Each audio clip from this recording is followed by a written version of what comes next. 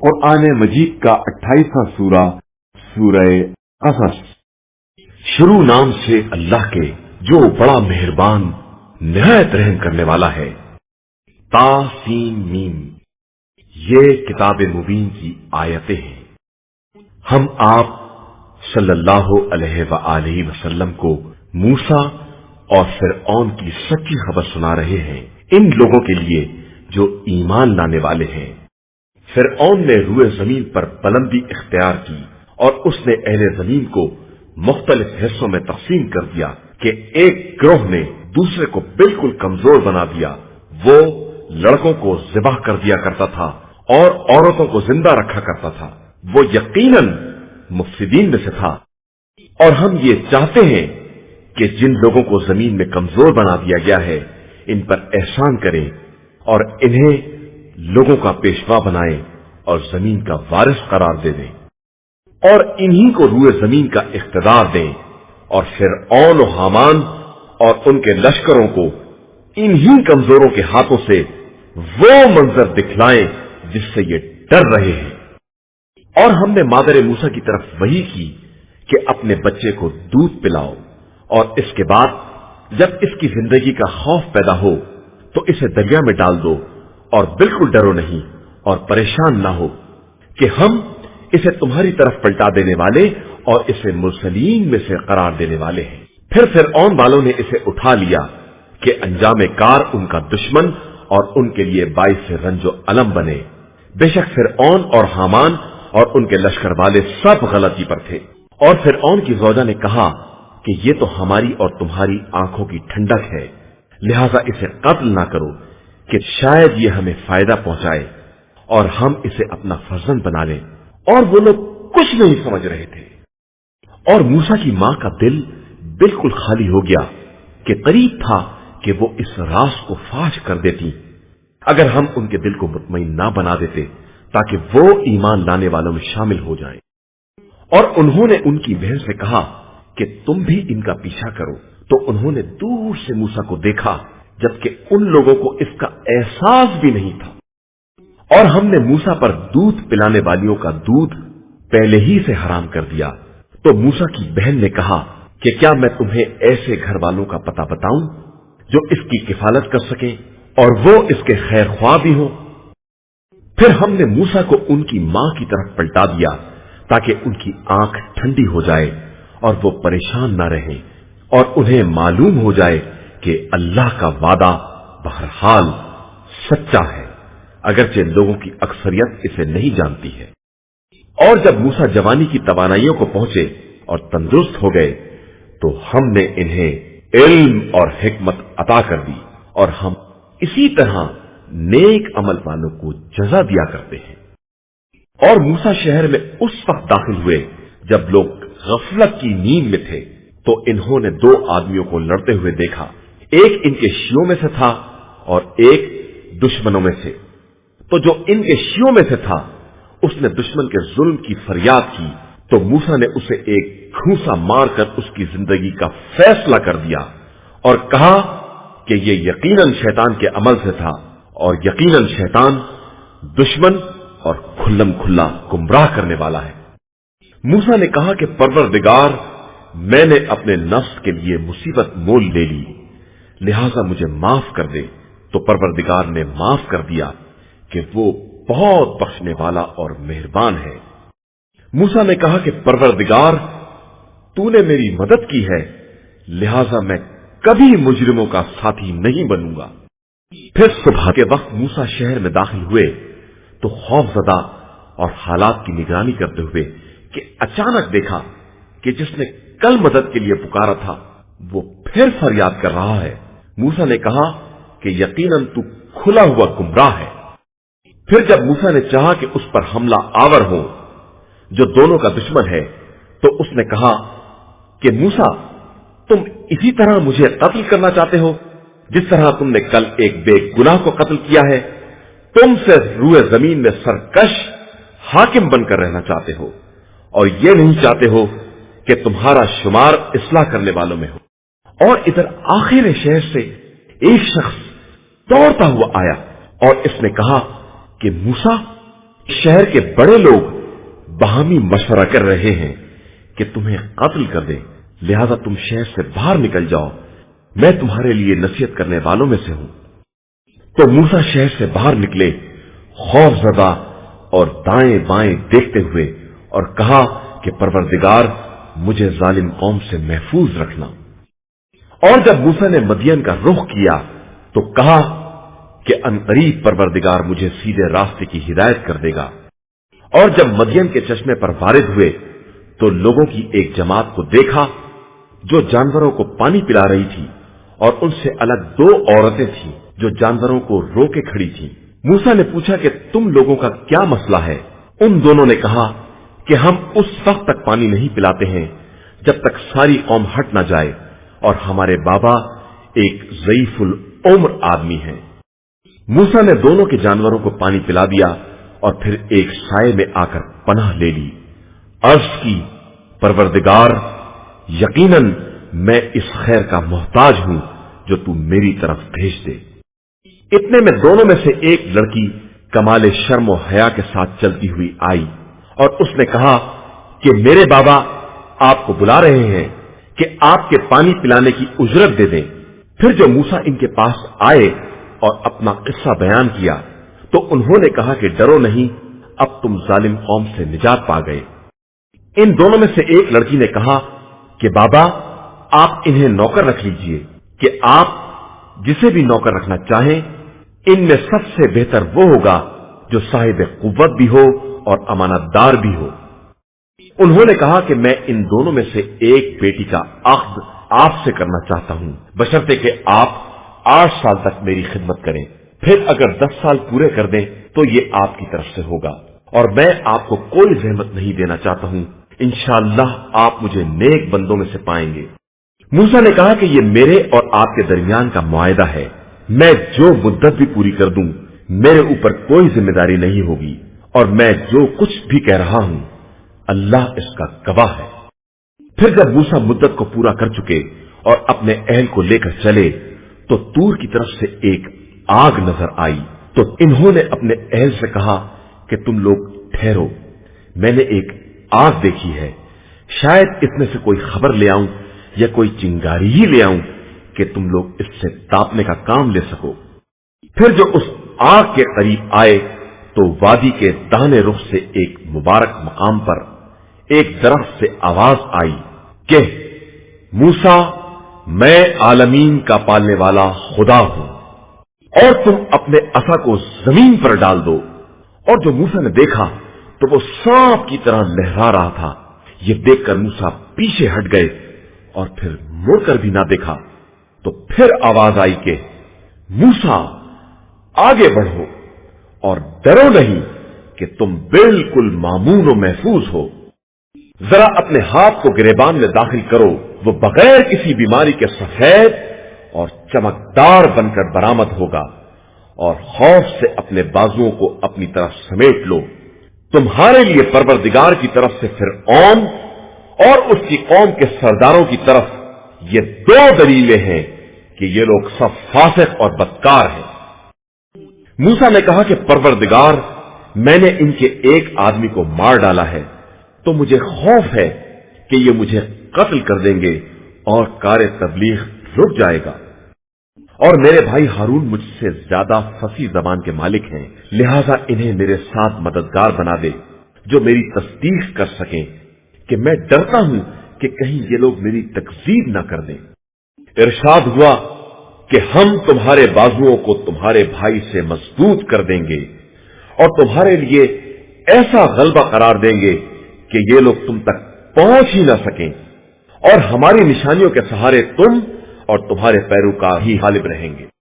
फिर जब मूसा उनके पास हमारी खुली हुई निशानियां लेकर आए तो उन लोगों ने कह दिया कि ये तो सिर्फ एक गढ़ा हुआ जादू है, और हमने अपने गुज़िश्ता बुजुर्गों से इस तरह की कोई बात नहीं सुनी है।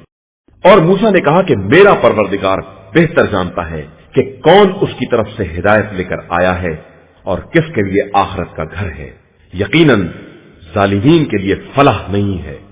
और फिरऔन ने कहा कि मेरे ज़ुलमाए मुमलिकत, मेरे इल्म में तुम्हारे लिए मेरे अलावा कोई खुदा नहीं है, लिहाजा हामान तुम मेरे लिए मिट्टी का पिजावा लगाओ और फिर एक किला तैयार करो कि मैं उस पर चढ़कर मूसा के खुदा की खबर ले आऊं।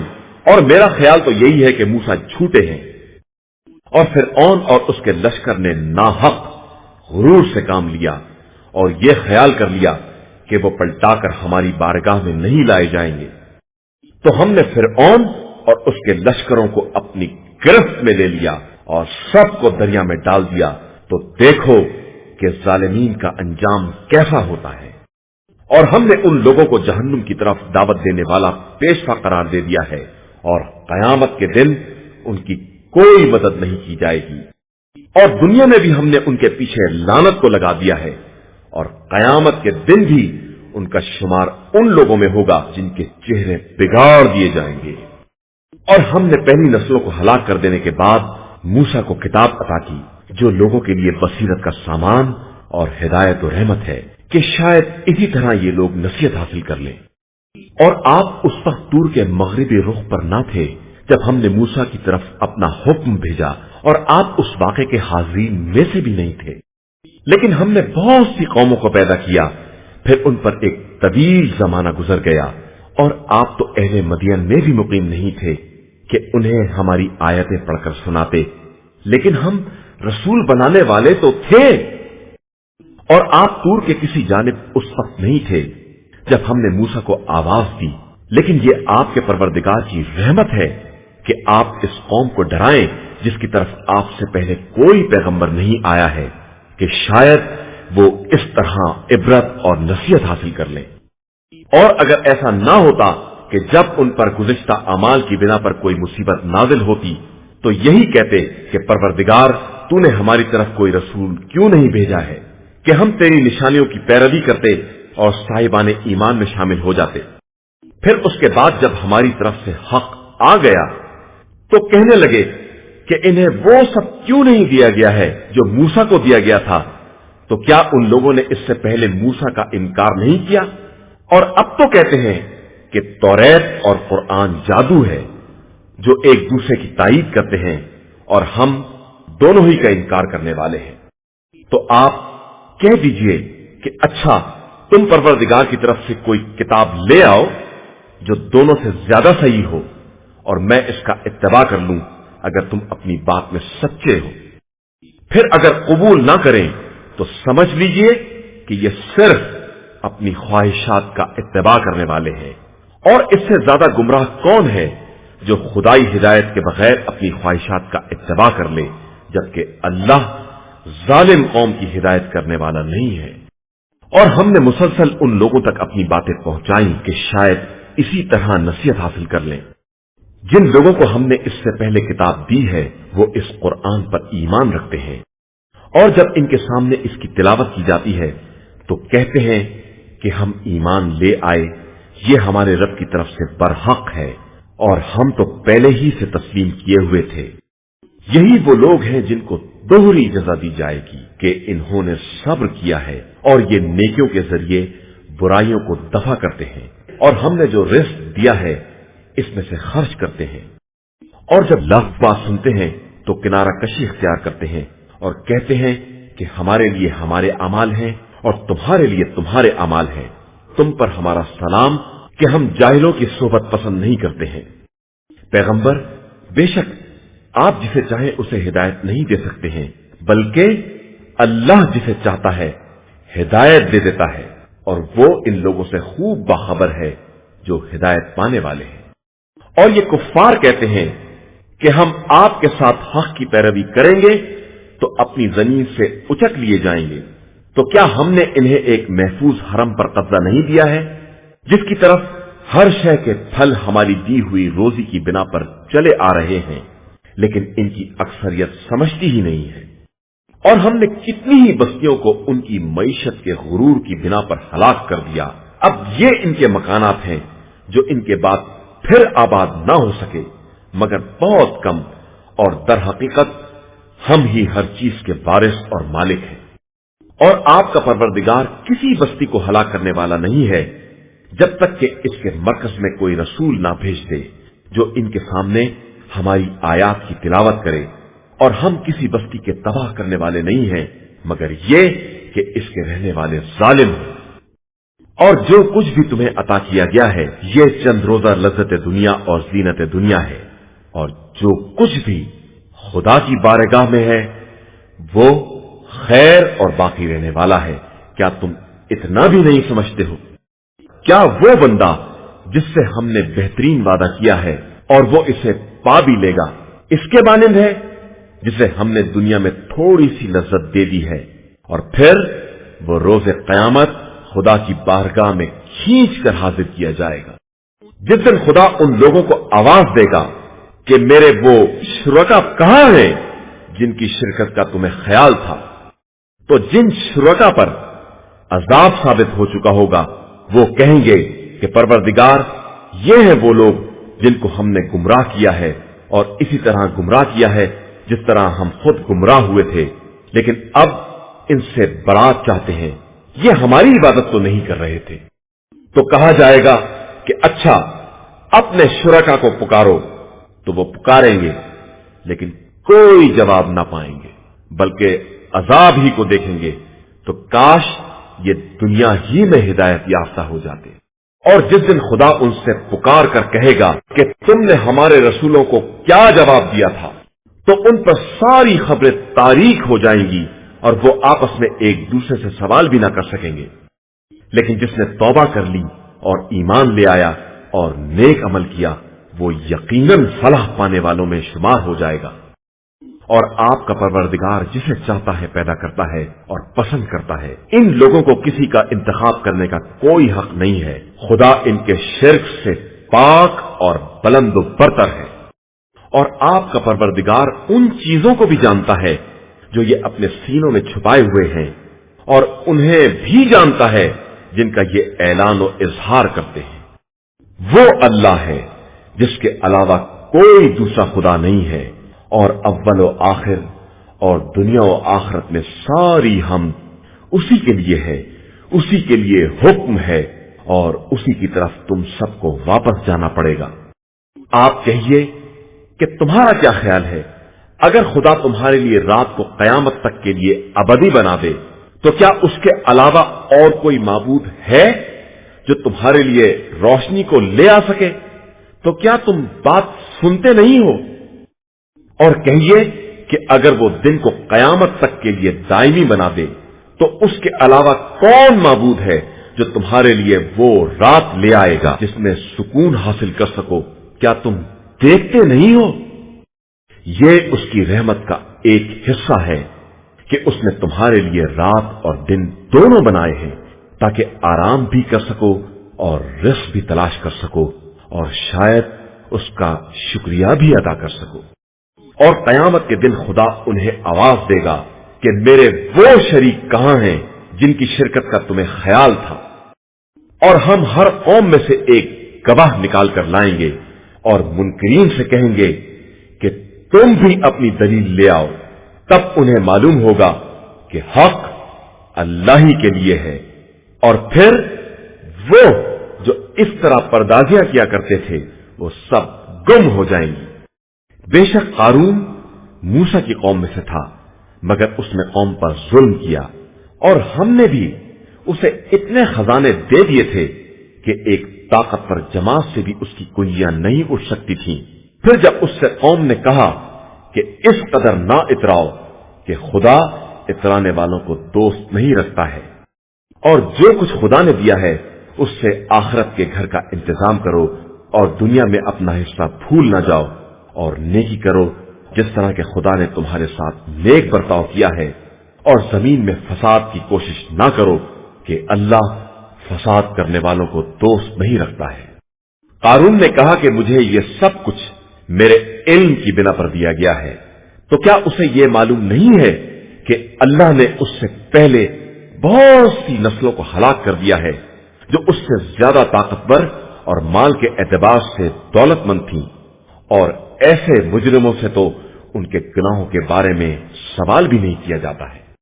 پھر قارون اپنی قوم کے سامنے زیب و زینت کے ساتھ برآمد ہوا، تو جن لوگوں کے دل میں زندگانی دنیا کی خواہش تھی انہوں نے کہنا شروع کر دیا کہ کاش ہمارے پاس بھی یہ ساز و سامان ہوتا جو قارون کو دیا گیا ہے، یہ تو بڑے عظیم حصے کا مالک ہے۔ اور جنہیں علم دیا گیا تھا انہوں نے کہا کہ افسوس تمہارے حال پر، اللہ کا ثواب صاحبان ایمان و عمل صالح کے لیے اس سے کہیں زیادہ بہتر ہے، اور وہ ثواب صبر کرنے والوں کے علاوہ کسی کو نہیں دیا جاتا ہے۔ پھر ہم نے اسے اور اس کے گھر بار کو زمین میں دھسا دیا، اور نہ کوئی گروہ خدا کے علاوہ بچانے والا پیدا ہوا، اور نہ وہ خود اپنا بچاؤ کرنے والا تھا۔ اور جن لوگوں نے کل اس کی جگہ کی تمنا کی تھی وہ کہنے لگے کہ معاذ اللہ، یہ تو خدا جس بندے کے لیے چاہتا ہے اس کے رزق میں وسعت پیدا کر دیتا ہے، اور جس کے یہاں چاہتا ہے تنگی پیدا کر دیتا ہے، اور اگر اس نے ہم پر احسان نہ کر دیا ہوتا تو ہمیں بھی دھسا دیا ہوتا۔ معاذ اللہ، کافروں کے لیے واقعاً فلاح نہیں ہے۔ یہ دار آخرت وہ ہے جسے ہم ان لوگوں کے لیے قرار دیتے ہیں جو زمین میں بلندی اور فساد کے طلبگار نہیں ہوتے ہیں، اور عاقبت تو صرف صاحبان تقوی کے لیے ہے۔ جو کوئی نیکی کرے گا اسے اس سے بہتر اجر ملے گا، اور جو کوئی برائی کرے گا تو برائی کرنے والوں کو اتنی ہی سزا دی جائے گی جیسے اعمال وہ کرتے رہے ہیں۔ بے شک جس نے آپ صلی اللہ علیہ وآلہ وسلم پر قرآن کا فریضہ عائد کیا ہے وہ آپ صلی اللہ علیہ وآلہ وسلم کو آپ کی منزل تک ضرور واپس پہنچائے گا۔ آپ صلی اللہ علیہ وآلہ وسلم کہہ دیجئے کہ میرا پروردگار بہتر جانتا ہے کہ کون ہدایت لے کر آیا ہے اور کون کھلی ہوئی گمراہی میں ہے۔ اور آپ صلی اللہ علیہ وآلہ وسلم تو اس بات کے امیدوار نہیں تھے کہ آپ صلی اللہ علیہ وآلہ وسلم کی طرف کتاب نازل کی جائے، یہ تو رحمت پروردگار ہے، لہذا خبردار آپ صلی اللہ علیہ وآلہ وسلم کافروں کا ساتھ نہ دیجیے گا، اور ہرگز یہ لوگ آیات کے نازل ہونے کے بعد ان کی تبلیغ سے آپ صلی اللہ علیہ وآلہ وسلم کو روکنے نہ پائیں، اور آپ صلی اللہ علیہ وآلہ وسلم اپنے رب کی طرف دعوت دیجیے اور خبردار مشرکین میں سے نہ ہو جائیے۔ اور اللہ کے ساتھ کسی دوسرے خدا کو مت پکارو کہ اس کے علاوہ کوئی معبود نہیں ہے، اس کی ذات کے ماں سوا ہر شے ہلاک ہونے والی ہے، اور تم سب اسی کی بارگاہ کی طرف پلٹائے جاؤ گے۔